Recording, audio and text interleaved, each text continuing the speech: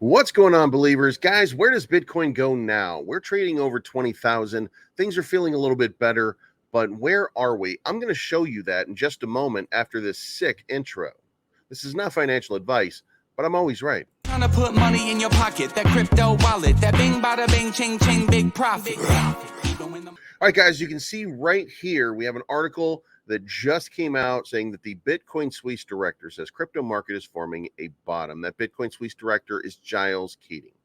Although the market is going through a challenging phase, the core systems are functioning well. Crypto financial service provider Bitcoin Suisse director Giles Keating told CNBC. In an interview earlier today, Keating said that the core blockchains of cryptocurrency like Bitcoin and Ethereum are not facing any problems. He adds that the recent market rout is a result of the collapse of the Terra USD stablecoin and decentralized finance platforms. Keating's sentiments come after the crypto market crashed on Saturday, June 18th, before correcting upwards on Sunday. The crash saw Bitcoin trade below 17,800 before bouncing back at press time.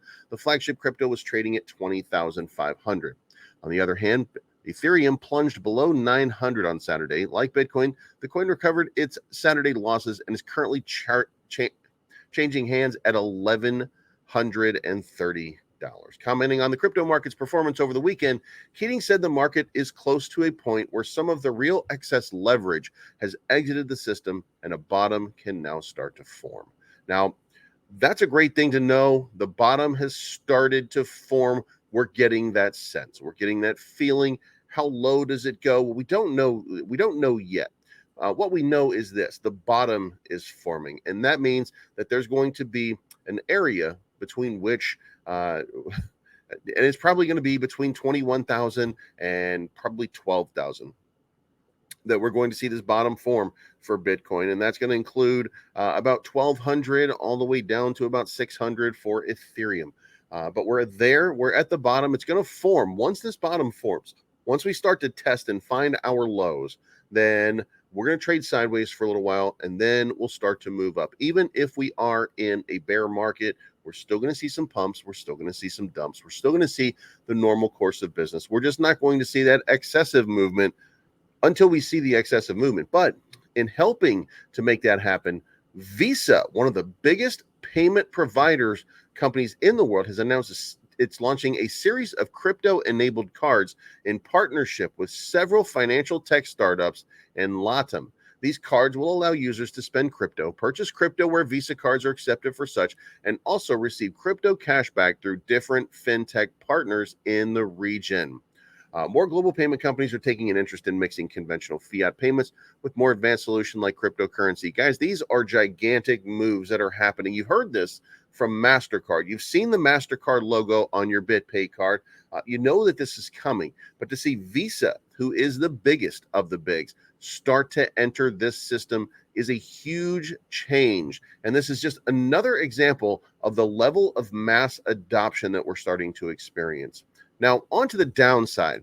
Iran has shut down crypto mining farms amid record high power demands. Guys, until we get through the proof of work and until we stop kidding ourselves about the amount of energy that it takes for mining to happen with Bitcoin, we're still going to struggle with these sort of situations. Now, if you remember, a year ago, China banned all crypto mining and it was forced to leave. And one of the landing spots, one of the very soft landing spots that it found was the state of Texas in the United States. Another one that it found was the Ukraine, and a third one that it found was Iran. And now Iran, because of their power grid, has had to stop allowing crypto mining in their country for a little while. The government official noted that the measure applies to 118 licensed mining farms currently operating in the Islamic Republic. The temporary restrictions will be imposed after electricity consumption in the country reached a record high of 62,500 megawatts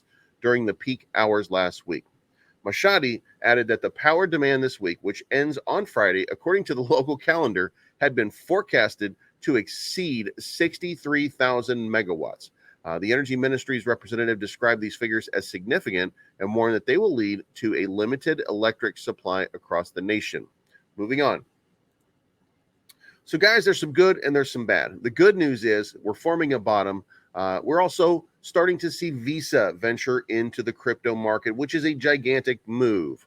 On the bad side, the consumption of power is still causing a drain on countries across the world, and we're still seeing the effects of that, and that will lower the overall hash rate. Now, when it stops in Iran, it's good for an American office. It's not great for the Ukrainian until the conflict is settled over there, but Bitcoin mining farms moving anywhere right now to show mass adoption, we're going to say is a great thing, but we're going to have to get the power consumption under control. There's going to have to be more mines like the one that El Salvador has that's running through volcanoes and using more renewable sort of powers. But that's something for a different time, guys. My name is Bleaves.